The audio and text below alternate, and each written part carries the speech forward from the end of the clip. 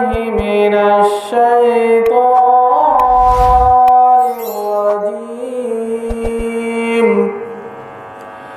بسم الله الرحمن الرحيم.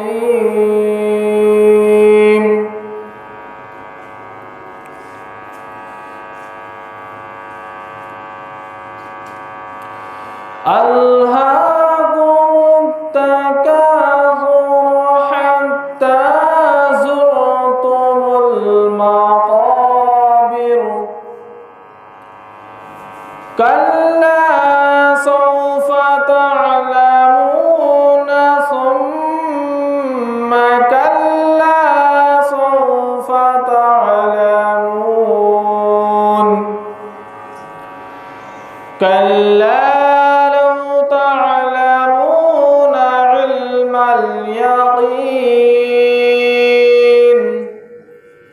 لترون الجحيم ثم لترونها عين اليقين ثم لتسألن يومئذ عن النعيم. صدق الله العظيم.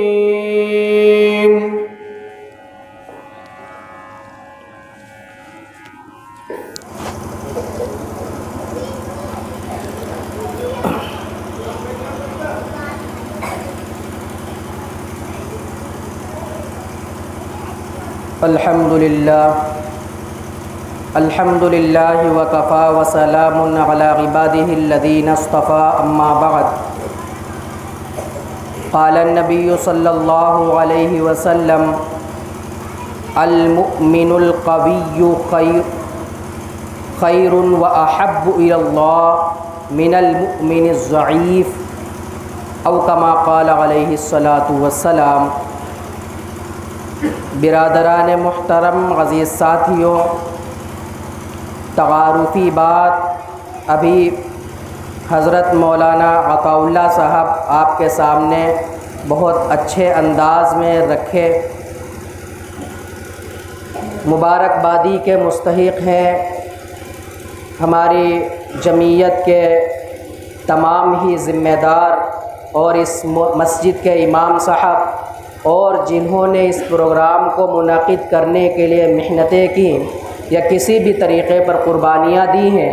اللہ تعالیٰ ان تمام حضرات کو اپنی شایع نشان بہتر سے بہتر بدلہ عطا فرمائے. ہمیں یہ بتایا گیا ہے کہ یہ مجلس نوجوانوں کی مجلس ہے اور آپ نے اس مجلس میں انہی کا خیال رکھ کے بات کرنا ہے. تو ذرا ہم دیکھ لیں کہ اس مجلس میں نوجوان کتنے ہیں. سارے نوجوان حضرات اپنے ہاتھوں کو اٹھائیں. ذرا جتنے نوجوان حضرات ہیں ہاتھوں کو اٹھائیں. ماشاء اللہ تقریباً 90% یہ نوجوان ہی حضرات یہاں پر بیٹھے ہیں. اللہ کے نبی علیہ الصلاۃ والسلام نے یہ جو ابھی حدیث میں نے پڑھی ہے اس میں جو بات ذکر کی ہے بہت مضبوط بات ہے. وہ حضور کی تو بات ہی ویسے ساری ہی مضبوط ہے. حضور علیہ الصلاۃ والسلام کو جوامع الکلم سے نوازا گیا تھا. جوامع الکلم ان الفاظ کو کہتے ہیں، ان کلمات کو کہتے ہیں جن میں لفظ تو بڑے تھوڑے ہوں لیکن معانی کے اعتبار سے سمندر ہوں. معنی کے اعتبار سے بولو بھائی سمندر ہوں.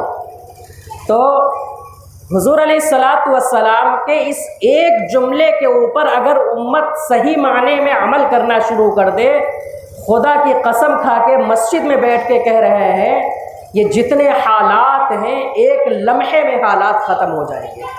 ایک لمحے میں حالات ختم ہو جائیں گے. حضور کے اس جملے کی گہرائی میں جا کر کے اگر امت عمل کرنا شروع کر دے. المؤمن القوی خیر واحب الی اللہ. طاقتور مومن ہر چیز میں جو طاقتور ہوگا، ذہن ہو اعلیٰ درجے کا ذہن ہو، علم ہو اعلیٰ درجے کا علم ہو، انجینئر ہو اعلیٰ درجے کا انجینئر ہو، ڈاکٹر ہو اعلیٰ درجے کی ڈاکٹری اس کو آتی ہو، میکینک ہو اعلیٰ درجے کی میکینک اس کو آتی ہو، جس شعبے میں آپ ہیں اگر اس کی انتہا کو آپ پہنچ گئے ہیں، پوری دنیا کے اوپر راج کرنے سے آپ کو کوئی نہیں روک سکتا ہے۔ حضور کے صرف ایک جملے کے اندر آپ جھانک کر کے دیکھنے کی کوشش تو کریں صحیح سے۔ حضور فرما رہے المؤمن القوی، طاقتور مومن، قوت والا مومن، اپنے حوصلوں کو آسمانوں پر رکھنے والا مومن، اپنے حوصلوں سے پرواز کرنے والا مومن، خیر بہتر ہے، وَأَحَبُّ إِلَى اللَّهِ اللہ کے نزدیک سب سے زیادہ پسندیدہ ہے، من المؤمن الضعیف کمزور مومن سے۔ آگے فرمایا وفی کل خیر۔ اب کوئی آدمی یہ نہ کہے بوڑھے باڑے بیکار ہیں یا غریب لوگ بیکار ہیں، نہیں میرے بھائی، اللہ کے نبی علیہ الصلوۃ والسلام نے فرمایا خیر تو سب میں ہے، لیکن سب سے زیادہ فائدے مند، سب سے زیادہ بہتر اگر کوئی ہے تو وہ طاقتور مومن ہے، چاہے پیسے کے اعتبار سے ہو، چاہے ذہنیت کے اعتبار سے ہو، چاہے طاقت کے اعتبار سے ہو، ہر اعتبار سے اگر آپ کے اندر طاقت ہے تو آپ اللہ کے محبوب ہو۔ ہمارے یہاں ایک مغالطہ آ گیا ہے، وہ یہ ہے کہ اماں یار ابھی تو ہم بچے ہیں، ابھی کیا ہے؟ ارے بولو بھائی، خاموش بیٹھے ہو، ایسے لگ رہا ہے کہ قبرستان میں بیٹھے بیان کر رہے ہو۔ قبرستان میں آپ فاتحہ پڑھو جا کے، وہاں کوئی نہیں بولے گا۔ ارے مسجد میں ہے، نوجوان ہو سارے حضرات، کم سے کم اپنی بیداری کا ثبوت تو دیتے رہیں۔ یہاں پر تو یہ بھی نہیں کہہ سکتے سو رہے ہو، مغرب کا ٹائم ہے، ابھی تو کھانا بھی باقی ہے نا۔ بات یہ چل رہی تھی کہ ہمارے ذہن کے اندر یہ بات آتی ہے ابھی تو ہم بچے ہیں، ابھی ہم کیا کام کر سکتے ہیں، ہم تو چھوٹے ہیں، ہماری کوئی حیثیت نہیں ہے۔ میرے محترم بزرگوں، دوستوں، عزیز ساتھیوں، اسی ایک ذہنیت نے، اسی ایک جملے نے پوری امت کا بیڑا غرق کر رکھا ہے۔ یہی نوجوان 14 انہی نوجوانوں نے جب کام کو شروع کیا ہے، خدا کی نصرت اور مدد ان کے ساتھ آئی ہے۔ اللہ رب العالمین نے ان کے حوصلوں کے ذریعے سے پوری امت کی کایا کو پلٹا ہے۔ آپ جانتے ہیں آج دارالعلوم دیوبند پوری دنیا کے اندر جو مشہور ہے، الحمدللہ دارالعلوم دیوبند کے سپوت آپ کو پوری دنیا کے اندر دین کا کام کرتے ملیں گے۔ آپ دنیا کے کسی ملک میں چلے جائیے، دارالعلوم دیوبند کا براہ راست وہاں پر آدمی کام کر رہا ہوگا یا بالواسطہ کوئی آدمی وہاں کام کر رہا ہوگا۔ بہرحال پوری دنیا کے اندر آپ کو الحمدللہ اور ثم الحمدللہ علماء دیوبند کام کرتے نظر آئیں گے، اور وہ تمام کے تمام اپنی نسبت اگر کرتے ہیں حجت الاسلام حضرت مولانا محمد قاسم نانوتوی کی طرف کرتے ہوئے اپنے آپ کو قاسمی لکھنے میں فخر محسوس کرتے ہیں۔ جانتے ہیں مولانا قاسم نانوتوی کی عمر کتنی تھی جس وقت انہوں نے مدرسے کی ذمہ داری کو سنبھالا تھا، اور جب یہ دنیا سے گئے ہیں ان کی عمر کتنی تھی؟ اللہ کے بندوں 47-48 سال کی عمر میں دنیا سے چلے گئے تھے۔ 22 سال کے نوجوان تھے جس وقت انہوں نے مدرسے کی ذمہ داری کو سنبھالا تھا۔ ہمارے یہاں 22 سال کا جو نوجوان ہوتا ہے، اماں کہتے ہیں ابھی تو بچہ ہے، ابھی شادی کیا کریں گے، ابھی تو بچہ ہے، ابھی اس کو کیا پتا ہے، ابھی تو چھوٹا سا لڑکا ہے، ابھی تو منا ہے۔ اللہ کے بندو، یہ منا ٹنا کچھ نہیں۔ 14 سال اور 16 سال کے نوجوانوں نے وہ کام کیے، پوری ملک کی تاریخ کو بدل کے رکھ ڈالا ہے۔ ہر دور میں اگر کام کرنے والے آپ کو ملیں گے، نوجوان ہی ملیں گے۔ نوجوان قوم کے معمار ہوا کرتے ہیں۔ جب نوجوانوں کے اندر صلاح آتی ہے، جب نوجوانوں کے اندر خیر آتی ہے، دنیا کی کوئی بھی قوم ہو وہ قوم ترقی کرتی چلی جاتی ہے۔ اور جب نوجوانوں کے اندر فساد آنا شروع ہو جاتا ہے، نوجوانوں کے اندر خرابی آنا شروع ہو جاتی ہے، نوجوان یہ سمجھتے ہیں ہم کچھ نہیں کر سکتے ہیں۔ میرے بھائیو یاد رکھنا، اس قوم کو مٹانے کے لیے کسی باہری طاقت کی ضرورت نہیں، وہ قوم خود ہی گھٹ گھٹ کر مر جائے گی، ختم ہو جائے گی، فنا ہو جائے گی، اس کا وجود بھی تاریخ کے اوراق میں نہیں رہے گا۔ اس لیے نوجوانوں اپنی حیثیت کو سمجھو، اپنی طاقت کو سمجھو، اپنی جوانمردی کو سمجھو۔ اپنے حوصلوں کو سمجھو، تم دین کا بہت بڑا کام کر سکتے ہو۔ ہمارے یہاں ایک بہت بڑی پریشانی یہ ہے کہ ہم لوگ یہ سمجھتے ہیں دین کا کام تو یہ ملا مولویوں کا کام ہے، یہ داڑھی ٹوپی والوں کا کام ہے، یہ اونچی اونچی جو شلوار پہنتے ہیں، لمبے لمبے جو کرتے پہنتے ہیں، ٹوپی لگاتے ہیں، چہرے پر کیا ہے داڑھی ہوتی ہے، سر کے اوپر عمامے ہوتے ہیں، دین کا کام تو یہ کر سکتے ہیں۔ میرے بھائیو، تاریخ اگر اٹھا کے دیکھ لو گے، اللہ رب العالمین نے ہر دور میں کام کرنے کا معیار یہ مقرر نہیں کیا ہے۔ کام تو اللہ دنیا کی کسی بھی قوم سے لے لیتا ہے۔ اللہ فرماتا ہے اگر تم کام نہیں کرو گے ہم دوسرے لوگوں کو لے کر آئیں گے اور وہ پھر تم سے بہتر طریقے پر کام کریں گے۔ اور آج الحمدللہ دنیا اپنی آنکھوں سے دیکھ رہی ہے، جو پشتینی مسلمان ہیں آج ایک بندے کو مسجد تک نہیں لا پاتے ہیں، لیکن جو لوگ اسلام کو پڑھ کر کے اسلام قبول کرتے ہیں، لوگوں کی دعوت پر اسلام کو سمجھتے ہیں، اسلام کو پڑھتے ہیں، اسلام کو جانتے ہیں، اسلام کے حق ہونے کو پہچان لیتے ہیں، اس کے بعد دعوت دیتے ہیں، ایک ایک نہیں ہزاروں لاکھوں لوگوں کے اسلام میں لانے کا ذریعہ بن جاتے ہیں۔ ارے بھائی، قوم صحیح راستے پر چلے گی، اس کی ذمہ داری صرف علماء پر ہے کیا؟ بولے بھائی، نوجوان طبقہ جو ہمارے سامنے بیٹھا ہے اس کی ذمہ داری کس پر ہے؟ ارے بولو بھائی، قوم کو صحیح راستہ کون دکھائے گا؟ ارے بولو بھائی، یہ نوجوان دکھائیں گے؟ کہو انشاءاللہ ہم دکھائیں گے۔ قوم کو صحیح راستہ کون دکھائے گا؟ قوم کو نشے سے کون بچائے گا؟ قوم کو بے حیائی کے کاموں سے کون روکے گا؟ قوم کے اندر پنپ رہے زنا کو کون ختم کرے گا؟ قوم کی بیٹیاں مرتد ہو رہی ہیں، اس کے لیے اپنی جان مال کی قربانی کون پیش کرے گا؟ یہ نوجوان اگر حلف لے لے، یہ نوجوان اگر دل میں ارادہ کر لے، انشاءاللہ ہم اپنی ایک ایک بیٹی کے اوپر نظر رکھیں گے، اپنی ایک ایک بہن پہ اوپر نظر رکھیں گے اور اپنے قوم کے اندر نشہ کو پنپنے نہیں دیں گے۔ دنیا کی کوئی تاریخ ان کا مقابلہ نہیں کر پائے گی۔ آپ عزائم تو کر کے دیکھو، آپ آگے کو تو نکل کے دیکھو، انشاءاللہ آپ سے اللہ وہ کام لے گا جو وقت کے بڑے بڑے علماء بھی کام نہیں کر پائے ہیں۔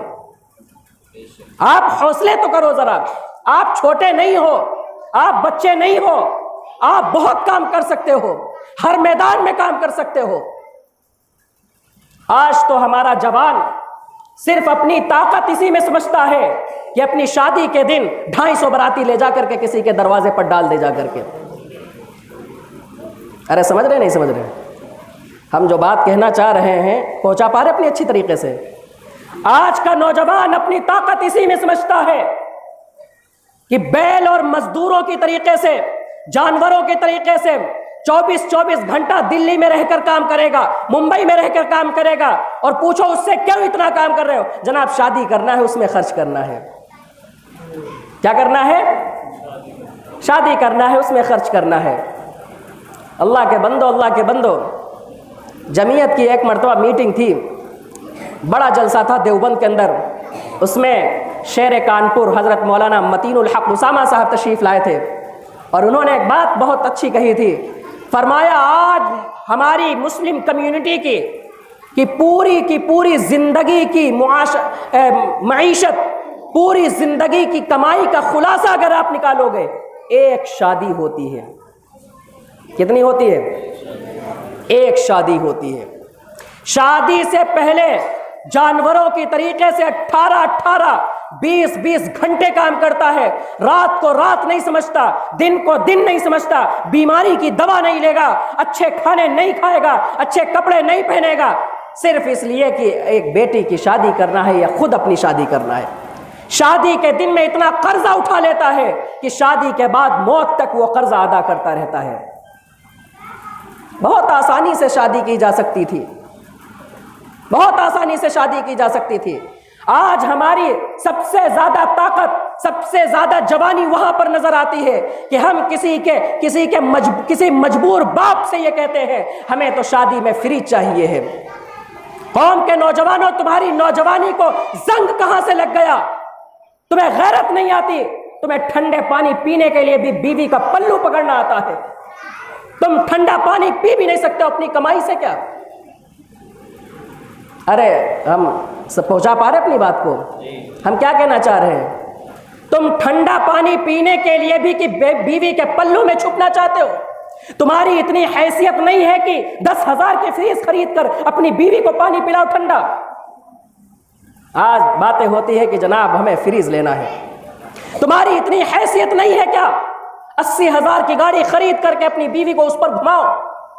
غریب مجبور باپ کے اوپر جب یہ مطالبے رکھتے ہو کہ ہمیں گاڑی چاہیے جناب، اور ہمارا رشتہ فلاں جگہ سے آ رہا تھا، وہاں پلسر مل رہی تھی، اس وقت تمہاری بے حیائی تمہاری چرم کے اوپر ہوتی ہے، تمہاری حیا کا جنازہ نکل جاتا ہے اس وقت میں جس وقت تم کسی مجبور باپ سے جہیز کا مطالبہ کرتے ہو.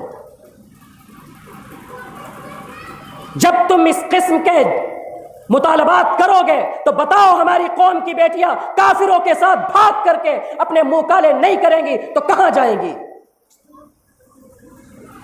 10 بیٹیاں ایک آدمی کی ہے، کہاں سے وہ انتظام کرے گا جہیز کا؟ کیا ہم اپنے دل کو بڑا کر کے یہ عزم نہیں کر سکتے انشاءاللہ ہم بغیر جہیز لے کے شادی کریں گے؟ کون ارادہ کرتا ہے انشاءاللہ ہم جہیز نہیں لیں گے؟ ارادہ کریں انشاءاللہ. ارے ہاتھ اٹھاؤ اللہ والوں جن کی شادیاں نہیں ہوئی ہیں، بغیر جہیز کے شادی کریں گے، ارادہ کریں انشاءاللہ.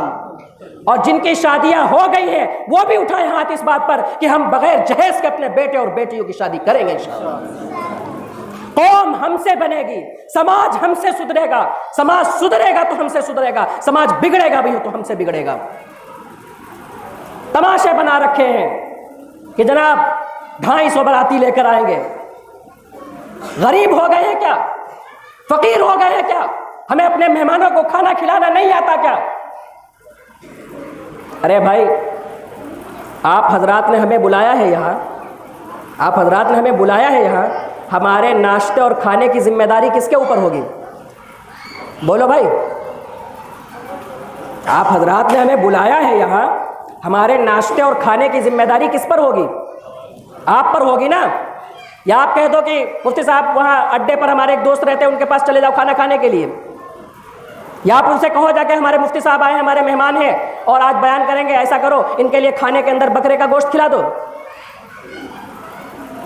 اگر آدمی سوچ لے بارات سے زیادہ ذلت کا کھانا کوئی نہیں ہوتا ہے.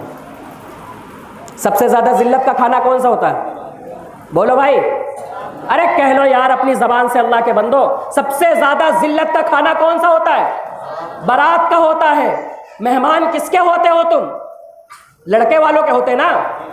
مہمان کس کے ہوتے ہیں؟ لڑکے والوں کے. اور کھانا کون کھلا رہا؟ ارے لڑکی والوں سے تمہارا یار کیا تعلق ہے؟ کوئی رشتہ ہے؟ کوئی جان پہچان ہے؟ کوئی تعلق ہے؟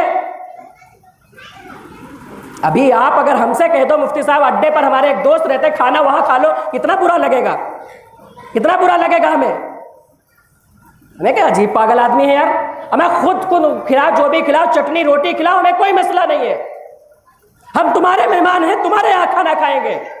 شرم نہیں آتی لڑکے والوں کے مہمان ہو کر لڑکی والوں کے یہاں باقاعدہ لسٹ بنوا کر کے ہمارے باراتیوں کا رسگلہ چاہیے، ہمارے باراتیوں کو اتنے پیس مٹھائی میں چاہیے، ہمارے باراتیوں کو ناشتے میں یہ چیزیں چاہیے، کھانے میں یہ چیزیں چاہیے. جب باقاعدہ مطالبہ کر کے یہ چیزیں کہتے ہو، تمہاری حیا کے جنازے نہیں نکلتے کیا اس وقت؟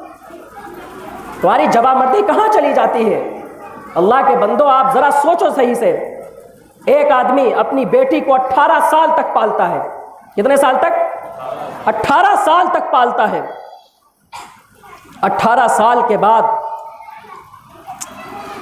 اللہ اکبر، ہماری تو بیٹی 1 سال کی بھی ہے. بڑا ڈر لگتا ہے کہ 18 سال کے بعد جب اس کو رخصت کریں گے تو کیسے اس کو رخصت کریں گے. آدمی اپنے کلیجے کے اوپر پتھر رکھ کر اپنی بیٹی کو کسی کے حوالے کرتا ہے. شادی سے پہلے اس کی بیٹی کی طرف اگر کوئی نگاہ اٹھا کے دیکھ لیتا تھا، اس کی نگاہوں کو پھوڑنے کی طاقت اس کے اندر ہوتی تھی. اس کے بھائی کو اس وقت تک چین نہیں ملتی تھی. اس کے بہن کو اگر کوئی چھیڑ دے، کسی کے گھر پر اگر اس کی بیٹی چلی جاتی، کسی کے گھر پر اس کی بہن چلی جاتی تھی، اس کو کھانا اچھا نہیں لگتا تھا.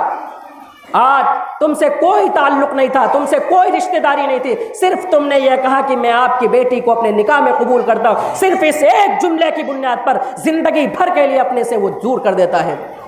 کلیجے کے ٹکڑا نکال کر کے تمہیں دے دیتا ہے. اس سے زیادہ کیا تمہیں جہیز چاہیے؟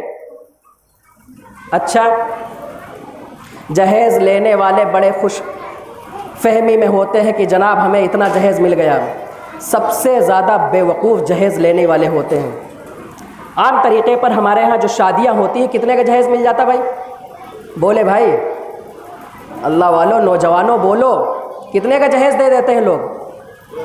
ہیں 2 لاکھ 3 لاکھ، پلسر ہے تو 3 لاکھ، نہیں ہے تو 2 لاکھ، اور چھوٹا ہے تو 1 ہی لاکھ کے اندر کام چل جائے. 2-2.5 لاکھ کا لڑکی والا جہیز دیتا ہے اور زندگی بھر اس کا احسان رہتا ہے. وہ پتہ کیا کہے گی؟ اے جو پانی پی رہے ہو نا ابن دیا تھا ہمارے. یہ گاڑی جو چلا رہے ہو نا زیادہ بورانا نہیں، ابن دی تھی ہمارے. چھین لیں گے چابی، نکل جائے گی ہیکڑی سب. 2 لاکھ کا جہیز لے کر آئے گی، مرتے مر جاؤ گے، 90 سال تک تمہیں تانا دیتی رہے گی تمہاری بیوی کہ یہ چیز ہمارے باپ نے دی تھی، بیڈ ہمارے باپ نے دیا تھا، یہ فریز ہمارے باپ نے دی تھی، یہ موٹر سائیکل ہمارے باپ نے دی تھی، کھانے کے برتن ہمارے باپ نے دیے تھے، پہننے کے کپڑے ہمارے باپ نے دیے تھے. اور 70 لاکھ روپے اس کے علاج پر، اس کے کھانے پر، اس کی ضروریات کو پورا کرنے پر تم لگا دو گے زندگی بھر میں، کبھی کسی کے سامنے کہہ بھی نہیں پاؤ گے. ارے بھائی، آدمی اپنی بیوی کے علاج و معالجے پر پیسہ لگاتا نہیں لگاتا ہے؟ کتنے لگاتا ہے؟ لاکھوں روپے لگا دیتا نہیں لگاتا ہے؟ یہ جو ہمارے سامنے 60-80 سال کے لوگ بیٹھے ہوئے ہیں، بتائیے اچھا آپ نے اپنی بیوی پر کتنا روپیہ خرچ کر چکے اب تک؟ اس کو کھانا کھلانے میں اگر جوڑے شادی سے لے کر بتاؤ لاکھوں روپے خرچ کر چکے نہیں خرچ کر چکے ہو؟ اس کو زیورات لے کر کے 10 لاکھ کے دے چکے نہیں دے چکے ہو؟ اس کے ہر عید کے اور کیا ہے ہر شادی برات کے کپڑے بنوانے میں 10 لاکھ روپے خرچ کر چکے نہیں خرچ کر چکے ہو؟ کبھی آج تک کہہ پائے ہو تو اپنی بیوی سے کہ 10 لاکھ روپے تمہیں خرچ کر دیے؟ لیکن جو 50 سال پہلے اس کے باپ نے 10,000 کا جہیز دیا ہوگا، آج بھی تمہیں تانے مار رہی ہوگی ہمارے ابا نے دیا تھا یہ. اس لیے میرے محترم بزرگوں، دوستوں، عزیز ساتھیوں، زیادہ خوش فہمی میں مبتلا ہونے کی ضرورت نہیں ہے. اللہ نے اگر آپ کو صلاحیت دی ہے تو 1 بیڈ نہیں 4 بیڈ آپ خرید سکتے ہو. اما غیرت بھی کوئی چیز انسان کی ہوتی ہے. شادی تم کر کے لا رہے ہو، شادی تم کر کے لا رہے ہو، تمہارے اندر اتنی صلاحیت، اتنی طاقت نہیں ہے کہ اپنے پیسوں سے بنوائے ہوئے بیڈ کے اوپر اپنی بیوی کو لٹا سکو. اللہ اکبر. ارے ہمارے نوجوانوں میں کے اندر اتنی صلاحیت کیا ختم ہو چکی ہے کہ اپنے پیسوں سے بنوائے ہوئے بیڈ کے اوپر اپنی بیوی کو لٹائے؟ اتنی حیثیت نہیں بچی کیا آج نوجوانوں کے اندر؟ ہمارے نوجوانوں میں کیا وہ حیثیت نہیں بچی ہے کہ آج اپنے پیسوں سے فریز خرید کر کے ٹھنڈا پانی اپنی بیوی کو پلائے؟ کیا یہ حیثیت نہیں بچی ہے کہ استری لا کر کے دے تاکہ وہ کپڑے کے اوپر پریس کر سکے؟ بالکل بھکاری بن کے چلے جاتے ہیں کہ محترمہ آپ ہی آئیے، تبھی آپ کے آنے کے بعد ہی ہمارا گھر چل پائے گا. نہ تو ہمارے گھر پر کھانے کے کپڑے، کھانے کے برتن ہے، نہ ہمارے گھر پر پینے کا ٹھنڈا پانی کا انتظام ہے، نہ ہمارے گھر پر لیٹنے کی کوئی چیز ہے. ہم تو شادی سے پہلے ایسے زمین امین پر پڑ جاتے تھے، محترمہ آئیے تاکہ ہم آپ بیڈ لا سکیں، ہم بیڈ کے اوپر لیٹ سکیں. ہمیں غیرت کی بات ہے انسان کو اگر کوئی لاکھ کوشش کرنے کے بعد بھی دینا چاہے، نہیں، بیوی لیٹے گی تو ہمارے پیسوں سے خریدے ہوئے بیڈ کے اوپر لیٹے گی. بیوی پیے گی تو ہمارے پیسوں سے خریدے ہوئے ٹھنڈے پانی کا انتظام اس کے لیے ہم کریں گے انشاءاللہ. ہم اب پہلی ڈیلیوری میں 70,000 روپے لگ جاتے ہیں اگر آپریشن سے بچہ پیدا ہو. کوئی نہیں پوچھے گا، 80,000 کی گاڑی آئے گی، زندگی بھر تانے دے گی. تو اس لیے جتنے نوجوان حضرات یہاں پر بیٹھے ہیں یہ عزم کرے کہ انشاءاللہ ہمیں سادگی کے ساتھ سنت کے مطابق اللہ کے گھر میں بغیر رسم و رواج کے، بغیر کسی تکلفات کے اپنا نکاح کرنا ہے. کریں انشاءاللہ. ارادوں سے ہی مومن پرواز کرتا ہے، ارادوں سے ہی مومن پرواز کرتا ہے. اور یہ نہ سمجھنا کہ اس وقت نکاح ہو نہیں رہے. بازے لوگ ابھی بڑے غصے میں کہیں گے ارے پتہ نہیں کہاں ملا مولوی کہا کرتے ہیں اور یہ باتیں کر رہے ہیں، انہوں نے فلانے مولوی نے تو اتنا جہیز لے لیا، فلاں مولوی. اللہ کے بندو، شریعت محمد الرسول اللہ سے چل کر آئی تھی، چل رہی ہے، قیامت تک چلتی رہے گی، کسی مولوی کا دخل نہیں ہے. اچھا بتاؤ، نعوذ باللہ اگر کوئی مولوی شراب پینے لگے، شراب پینا جائز ہو جائے گا کیا؟ ارے بولو بھائی، شراب پینا جائز ہو جائے گا؟ کوئی مولوی نماز چھوڑنے لگے، نماز چھوڑنا جائز ہو جائے گا کیا؟ تو پھر شادی کے اندر کیوں ان کی اتباع کرتے ہو کہ فلاں مولوی تو کھا رہے ہیں، فلاں مولوی تو ڈی جے والی شادی میں بھی گئے تھے، فلاں مولوی تو جہیز لے رہے، لینے دو، کل ان کا حساب اللہ رب العالمین اپنی عدالت میں کرے گا، اور ان عام انسانوں سے بھی زیادہ سزا اس مولوی کو دی جائے گی جو سماج میں رہتے ہوئے اس کے اوپر ذمہ داری تھی سماج کو سدھارنے کی، اور پھر وہ خرافات والی شادیوں میں شریک ہوتا تھا، خرافات والی شادی کرتا تھا۔ عام آدمی سے زیادہ عذاب دیا جائے گا، آپ کی جواب دہی نہیں ہوگی۔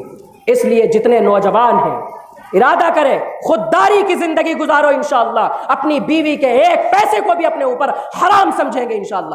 کہو کہ اپنی بیوی کے ایک ایک پیسے کو اپنے اوپر حرام سمجھیں گے ہم، کبھی بھی اپنی بیوی کے شوہر سے، اپنے بیوی کے باپ سے کبھی بھی پیسے کا مطالبہ نہیں کریں گے انشاءاللہ۔ شرم نہیں آتی ہے؟ جس نے اپنی بیٹی کو تمہیں دے دیا اس سے مطالبے کرتے ہو پیسوں کا؟ اچھا ایک مرض اور ہے نوجوانوں کے اندر، محبت دو ہوتی ہے۔ محبت کتنی ہوتی ہے؟ دو ہوتی ہے، ایک جائز محبت، ایک ناجائز محبت۔ کتنی ہوتی بھائی؟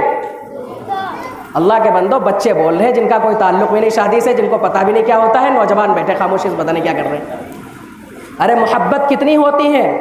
دو، ایک جائز اور ایک ناجائز۔ محبت کے لیے ہم لوگ کیا کرتے ہیں؟ نکڑ پر جا کر کھڑے ہوں گے اور دیکھیں گے کہ کس وقت نکلتی ہیں، اور مہینہ بھر تو پہلے پیچھا کریں گے، اسکول کا پتہ لگائیں گے، سوشل میڈیا پر اس کی ویب سائٹ کو تلاش کر کے اس کی آئی ڈی کو دیکھیں گے، فیس بک پر اگر موجود ہے فرینڈ ریکویسٹ بھیجیں گے اور نمبر لینے کی کوشش کریں گے، اپنا نمبر پرچیز میں لکھ کر کے پھاڑ کے اس کے دروازے پر پھینکنے کی کوشش کریں گے۔ اگر اسکول اور کالج میں پڑھ رہی ہے، چھوٹے چھوٹے بچوں کے ذریعے سے نمبر لکھ کر کے اس تک پہنچائیں گے۔ ارے کر رہے نہیں کر رہے؟ بولو بھائی، کر رہے نہیں کر رہے؟ پھر چلو بات سیٹ ہو گئی، بات ہونے لگی، نمبر مل گیا، نمبر دے دیا، کون سے ڈے کے نام پر ہزاروں لاکھوں روپے کا گفٹ دے گا؟ دیتے نہیں دیتے؟ کبھی انگوٹھی دے رہے ہیں، کبھی رومال دے رہے ہیں۔ رات کو ابا جیسے دروازہ کھولے آنکھ بند کر کے سو گئے، اس کے بعد ابا تو جا کے سو گئے جا کر کے، اور ہم لگ گئے باتوں کے اندر، 3-4 بجے رات تک باتیں کرنا۔ ارے کرتے نہیں کرتے ہیں؟ یہ کون سی محبت ہے؟ ناجائز۔ کون سی محبت ہے؟ ناجائز محبت ہے۔ 3-4 بجے تک باتیں کرنا، اور اس کی ایک ایک شرط کو ماننا۔ اگر وہ کہہ دے ٹھیک ملنے کے لیے ہم راضی ہیں، بھلے چاہے جتنی سردی ہو، چاہے جتنی گرمی ہو، چاہے جیسا موسم ہو، ہم بھاگے چلے جاتے ہیں، نہ موسم کی پرواہ ہے، نہ سردی گرمی کا لحاظ ہے، نہ برسات کا لحاظ ہے، بس جا رہے ملاقات کسی طریقے پر ہو جائے۔ ناجائز محبت کے لیے ایک مرتبہ اپنی خواہش کو پورا کرنے کے لیے ہمارا نوجوان طبقہ آج لاکھوں روپے برباد کر رہا ہے۔ کر رہے نہیں کر رہے؟ ایک مرتبہ اپنی خواہش کو پورا کرنے کے لیے لاکھوں روپے برباد کر رہے ہیں۔ اور جائز محبت کو وجود میں لانے کے لیے، یعنی شادی کو کہنے کے لیے، کہتے وہ شرم آتی یار ابا سے کہتے ہوئے، بے غیرت کہیں کے نالائق آدمی، ناجائز محبت کو کرتے ہوئے تجھے شرم نہیں آئی، اور اپنی شادی کو کہتے ہوئے اپنے باپ سے شرم آ رہی تجھے، اپنی ماں سے کہتے ہوئے شرم آ رہی تجھے۔ ناجائز محبت کے لیے راتوں رات اس کے گھر کے سامنے کھڑا رہا، ناجائز محبت کے لیے پورے محلے میں بدنام ہو کے رہ گیا، ناجائز محبت کے لیے پورے برادری کے اندر بدنام ہو کے رہ گیا، اور جائز محبت کے لیے اپنی شادی کے لیے اپنے باپ سے کہتے شرم آ رہی تجھے۔ شرم ورم کچھ نہیں، شیطانی دھوکہ ہے۔ ناجائز محبت میں جناب برادری بھی نہیں دیکھی جاتی ہے۔ ارے بھائی دیکھو، ان بچوں کو یا تو یہاں سے ہٹا دو یا خاموش کر دو۔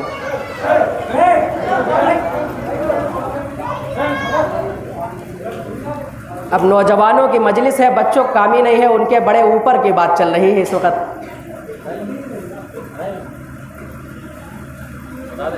ہاں ہٹا دیں انشاءاللہ۔ ان کے لیے 10 سال کے بعد آئیں گے اس سلسلے پر۔ ادھر متوجہ ہو جائیں باقی لوگ۔ ناجائز محبت کے لیے برادری نہیں دیکھی جاتی۔ ارے دیکھتے ہیں ناجائز محبت کے لیے برادری چھوڑ دو، دھرم نہیں دیکھا جاتا ہے۔ नाजायज़ मोहब्बत के लिए उम्र भी नहीं देखी जाती। देखते हैं 17 साल का लड़का 35 साल की औरत से सेट करने की कोशिश करता है और उसको कोई शर्म नहीं आती है। जिस्म की भूख मिटाना चाहता है सिर्फ इंसान। नाजायज़ मोहब्बत के लिए शहर और देहात भी नहीं देखा जाता है। जायज़ मोहब्बत के लिए क्या होगा, भाई देहात में शादी नहीं करेंगे, शहर में ही करेंगे। नाजायज़ मोहब्बत के लिए अमीरी और गरीबी भी नहीं देखी जाती है। और जायज़ मोहब्बत के लिए भाई कुछ थोड़ा मकान ठीक ठाक हो, हैसियत वाले हो, कारोबार वाले हो, ओहदे वाले हो। पता ये चला जब नाजायज़ मोहब्बत को इतना ज़्यादा भाव दिया जाएगा, समाज में नाजायज़ मोहब्बत बढ़ती चली जाएगी और जायज़ मोहब्बत घुट घुट कर अपना दम तोड़ती नजर आएगी। नाजायज़ मोहब्बत के लिए कोई मसला नहीं है, 1500 रुपए फेंको और देखो नाजायज़ मोहब्बत के लिए अपने जिस्म की भूख मिटाओ।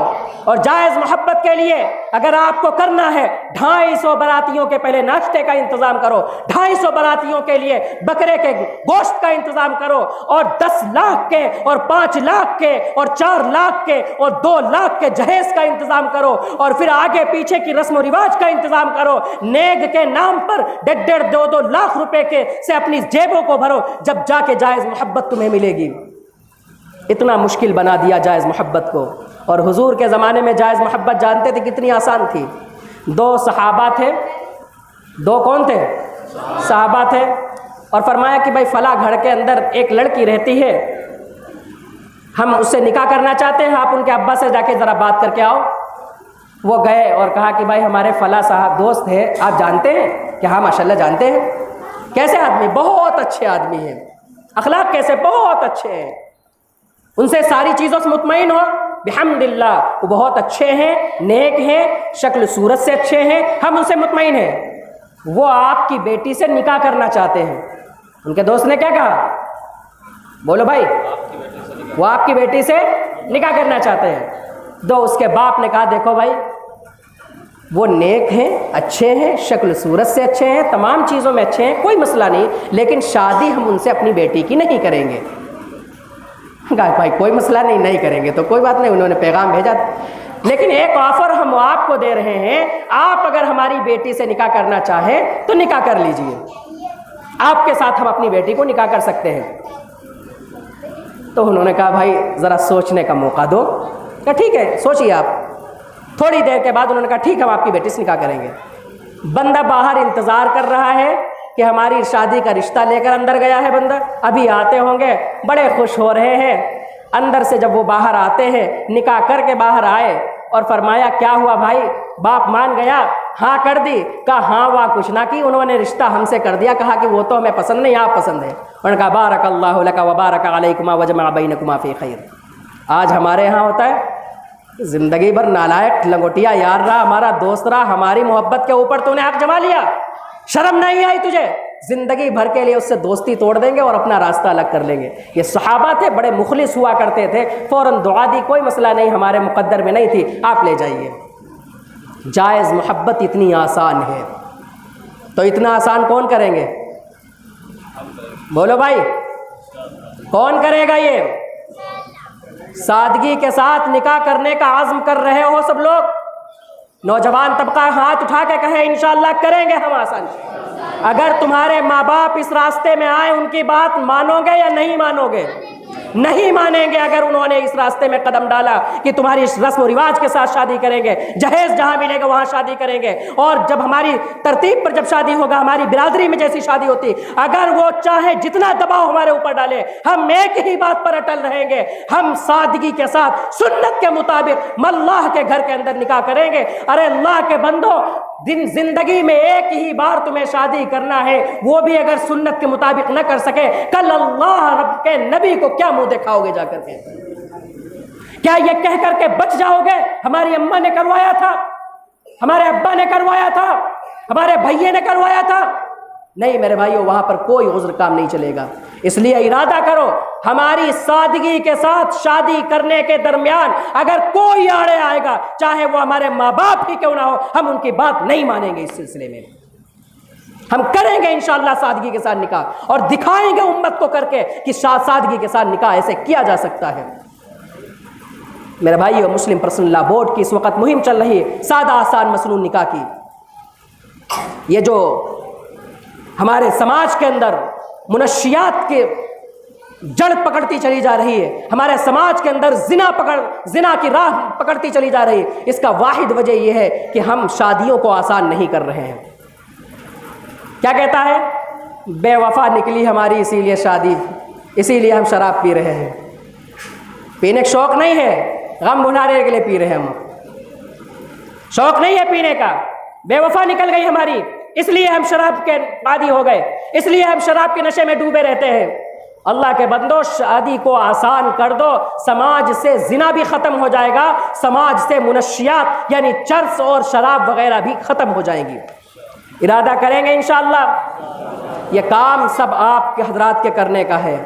دوسرا کام جو کرنے کا ہے وہ یہ کرنا ہے کہ ہمیں اپنے محلے کو صحیح راستے پر لے کر آنا ہے۔ دوسرا کام کیا کرنا ہے؟ بولو بھائی،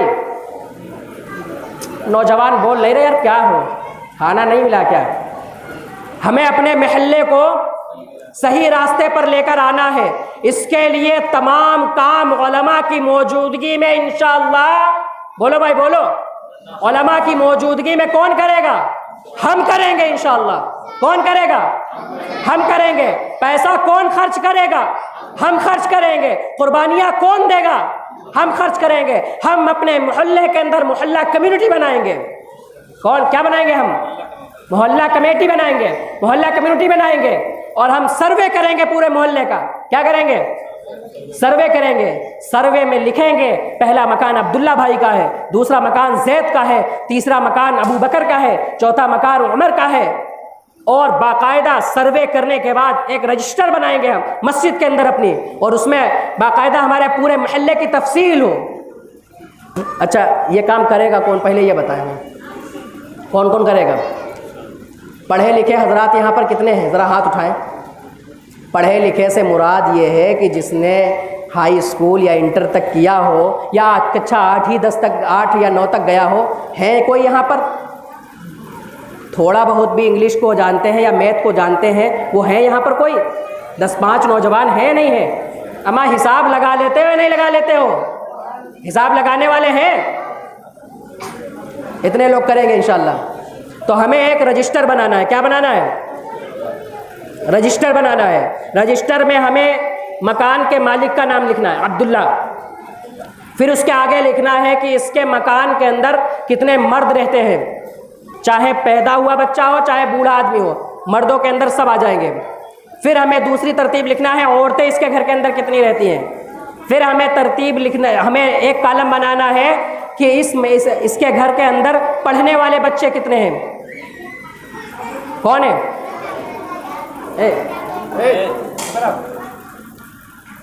بات ہماری سنو یار، تم ہم تو آپ ہی کرنا ہے نا۔ سب سے پہلا کالم مکان مالک کا ہوگا، دوسرا کالم جینٹس کتنے رہتے ہیں، تیسرا کالم لیڈیز کتنی ہیں، چوتھا کالم جو ہوگا وہ اس بات کا ہوگا کہ اس کے گھر میں پڑھنے والے بچے کتنے ہیں، یعنی لڑکا اگر ہے 3 سال سے لے کر 13 سال کی عمر کتنے ہیں، لڑکی ہے 3 سال سے لے کر 9 سال کے درمیان کتنے ہیں۔ مثال کے طور پر 2 ہیں اور بچی 1 ہے۔ پھر ایک کالم بنانا ہے بچے مکتب پڑھنے جاتے ہیں یا نہیں جاتے ہیں، بچے قرآن پڑھ رہے ہیں یا نہیں پڑھ رہے ہیں، اور آپ قرآن پڑھ رہے ہیں تو لکھ رہے ہیں 2 بچے پڑھ رہے ہیں، نہیں پڑھ رہے ہیں 1 بچہ نہیں پڑھ رہا ہے۔ پھر یہ لکھنا ہے، ایک کالم بنانا ہے ان کا کاروبار کیا ہے، کوئی کسان ہوگا، کوئی مزدور ہوگا، کوئی ڈاکٹر ہوگا، کسی کی دکان ہوگی۔ پھر آخری کالم ہمیں یہ بنانا ہے یہ زکوٰۃ دینے والا ہے یا زکوٰۃ کا مستحق ہے۔ کیا بنانا ہے؟ زکوٰۃ دینے والا ہے، لینے والا ہے۔ زکوٰۃ دینے والا ہے یا زکوٰۃ کا مستحق ہے۔ زکوٰۃ دینے والا ہو تو علماء سے اس کی ذہن سازی کرائیں گے۔ علماء سے کیا کرائیں گے؟ اس کی ذہن سازی کرائیں گے، باقاعدہ ہمارے علماء اس کے گھر پر جائیں گے اور اس کو بتائیں گے کہ زکوٰۃ نہ ادا کرنے کے کتنے نقصانات ہیں، زکوٰۃ ادا کرنے کے کتنے فائدے ہیں۔ انشاءاللہ اس کو عملی میدان میں لے کر آئیں گے، زکوٰۃ ادا کرنے والے بنائیں گے، زکوٰۃ کا پیسہ اکٹھا کریں گے، اکٹھا کرنے کے بعد چاہے وہ مسجد کے اندر ہی ہم اکٹھا کر لیں اپنا، اور پھر مسجد کے ذریعے سے اگر زکوٰۃ لینے والا ہے، جتنے بھی حضرات ہمارے محلے میں زکوٰۃ لینے والے ہوں گے، مسجد کی سطح پر ان کی مدد کی جائے گی انشاءاللہ۔ مسجد کی سطح پر ان کے بچوں کو پڑھایا جائے گا، مسجد کی سطح پر ان کے گھر والوں کا علاج کروایا جائے گا، مسجد کی سطح پر ان کے بچوں، ان کی بیوی کا، ان کے بچوں کا علاج کروایا جائے گا۔ ہمارے یہاں شادیوں میں پیسہ دینے کا رواج خوب ہے، شادیوں میں پیسہ دینے کا رواج، بولو بھائی، ارے بھائی شادیوں میں جاتے ہو مزہ تو خوب آتا ہے کہ ارے چلو ایک دعوت آ گئی، لیکن اس ایک دعوت میں جانتے ہو کتنے خرچے لگ جاتے ہیں؟ اس سے بہت آسانی سے، اس سے زیادہ بہتر گھر کھانا بنا کے گھر پر کھا سکتے تھے۔ نیوتے کے نام پر کتنے دیے جا رہے ہیں کہ بھائی ہمیں مدد کرنا ہے، ہم دوسرے کی مدد کریں گے، دوسرا ہماری مدد کرے گا۔ بیکار کی واہیات کی باتیں کر رہے ہو۔ اگر مدد کرنا ہو غریب آدمی کو زیادہ دیا جائے، پیسے والے آدمی کو نیوتا نہ دیا جائے۔ ارے صحیح کہہ رہے نہیں کہہ رہے؟ اگر مدد کرنا ہی ہے تو غریب آدمی کو نیوتا زیادہ دیا جائے، امیر آدمی کو نیوتا بالکل نہ دیا جائے۔ معاملہ بالکل الٹا ہے۔ غریب آدمی کہیں ایسے ہی لکھا دو یار، 50 روپے کون دے پائے گا، اور پیسہ والا ہے ارے بابو جی بڑھیا معاملہ ہے، 1000 روپے لکھا دو، انشاءاللہ 2000 آئیں گے واپس۔ شادیوں میں پیسہ دینے کا رواج خوب ہے ہمارے یہاں۔ شادیوں میں سامنے والے کو چوائس ہوتی ہے، بندے کو چوائس اختیار ہے۔ آپ کے پاس پیسہ ہے، آپ بکرے کا گوشت کھلا دو گے لوگوں کو، ارے کر دو گے نہیں کر دو گے؟ آپ کے پاس کم پیسہ ہے، بھینسے کا گوشت کھلا دو گے، اور نہیں ہے تو آلو کھلا کے کام چلا دو گے، اتنا بھی نہیں ہے دعوت ہی کینسل کر دو گے، سادگی کے ساتھ نکاح کر دو گے۔ لیکن میرے بھائیو یاد رکھیے، بیماری میں انسان کو کوئی چوائس نہیں ہوتی ہے۔ بیمار جب گھر میں کوئی ہوتا ہے تو گھر بک جاتے ہیں، کھیت بک جاتا ہے، کھلیان بک جاتا ہے، بیوی کے زیورات بک جاتے ہیں۔ خوددار آدمی اپنا ضمیر نہیں بیچتا ہے، باقی ساری چیزوں کو بیچ دیتا ہے۔ جو خوددار ہوتا ہے اپنا ضمیر بیچ کر کے کسی کے آگے دستے سوال دراز نہیں کرتا ہے، باقی ساری چیزوں کو بیچ دیتا ہے۔ ہم پوری دنیا میں غریبوں کو ڈھونڈتے پھرتے ہیں، اور لوگ بیماری کی وجہ سے، علاج صحیح نہ ہو پانے کی وجہ سے گھٹ گھٹ کر کے مرنے پر مجبور ہو چکے ہیں۔ ارے جو پیسہ شادیوں میں دیتے ہو دوسروں کی، وہ پیسہ دوسروں کی غریبی میں، دوسروں کی بیماریوں میں کیوں نہیں دینے شروع کر رہے ہو؟ کریں گے انشاءاللہ۔ شادیوں میں نیوتا کے نام پر پیسہ نہیں دیں گے انشاءاللہ، چاہے آپ ہمیں بلاؤ یا بالکل نہ بلاؤ، نہ ہم لیں گے نہ ہم دیں گے پیسہ۔ کوئی بیمار ہو جائے گا، اگر ضرورت مند ہے، مستحق ہے، تو اس کو ایسے انداز پر مدد کر کے آئیں گے کہ اس کے گھر والوں، بیوی کو بھی اس کو پتہ نہیں چلے گا کہ آج اس کو فلاں صاحب مدد کر کے گئے ہیں۔ اچھا بتاؤ، صبح سے شام تک اگر کوئی آدمی بیمار پڑا ہے، 10 آدمی جاتے ہیں اور صرف 100 روپے دے کر کے آتے ہیں، بتاؤ ایک ہفتے کی دوا اس کی نکل آئے گی نہیں آئے؟ بولو بھائی، نکل آئے گی نہیں نکل آئے گی؟ بتاؤ کرنے کا کام یہ ہے یا شادیوں میں پیسہ دینے کا کام ہے؟ یہ کام کرنے کا ہے۔ یہ کام کون کرے گا بھائی؟ بولو بھائی، ہم کریں گے انشاءاللہ۔ یہ جتنے نوجوان حضرات ہیں، امام صاحب سے رابطہ کریں، اس مسجد کے جو امام ہیں اور ہمارے یہاں جمعیت کے جو صدر وغیرہ ہیں، ان لوگوں سے رابطہ کریں کہ ہمیں اپنے محلے کا نظام جیسے مفتی صاحب نے بتایا تھا کیسے کریں۔ حضرت آپ بتائیے، کام کرنے کے لیے ہم تیار ہیں، قربانی ہم دیں گے، محنت ہم کریں گے، پیسہ ہم خرچ کریں گے، آپ ہمیں بتائیے ہمارے محلے کا نظام کیسے شروع ہو جائے۔ یاد رکھنا میرے بھائیو، یاد رکھنا، اگر کوئی آدمی بیماری کا علاج نہ ہو پانے کی وجہ سے گھٹ گھٹ کر کے مرتا رہا تو تمہاری نمازوں کے بارے میں نہیں پوچھا جائے گا، تمہاری عالی شان شادیوں کے بارے میں نہیں پوچھا جائے گا، کل قیامت کے دن اوندے منہ اٹھا کے جہنم میں ڈال دیے جاؤ گے۔ بڑا عجیب معاملہ ہے۔ خرچ بھی کرنا، کہیں بھیا دیکھو فقیر کو ہے وہ کا ڈھونڈو۔ خود کی سگی بہن کے گھر پر چولہا نہیں جل رہا ہے اور پورے قصبے کے اندر فقیر ڈھونڈ رہا کہ کھلانا ہے غریب۔ خود کے سگے بھائی کے گھر پر بیوی کا علاج نہیں ہو پا رہا ہے اور پورے قصبے کے اندر ڈھونڈ رہا ہے غریب کون ہے اس کو پیسہ دے سکے۔ اللہ کے بندو، سب سے زیادہ تمہاری زکوٰۃ اور صدقات کے اگر کوئی مستحق ہے تمہارے اپنے رشتہ دار ہیں۔ اور ایک بات بہت ذمہ داری کے ساتھ کہتا ہوں، یہ جتنے بھکاری آتے ہیں مانگنے کے لیے، یہ جتنے پیشے ور بھکاری آتے ہیں، ان کو بھیک دینا حرام ہے۔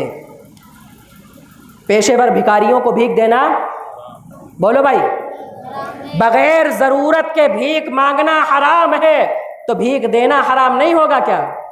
شراب پینا، بولو بھائی بولو، شراب پینا تو شراب کو لا کر کے دینا، شراب کو گلاس میں نانا، شراب کو کسی کے سامنے پیش کرنا، شراب کو بیچنا، ان پیشے ور بھکاریوں کا مکمل ہمیں بائیکاٹ کرنا ہے۔ اصل مسئلہ کیا ہوتا ہے، ہم کیا یار بکواس کر رہے ہو، 10 روپے تمہیں دینا ہو دو، نہ دینا ہو ہٹاؤ۔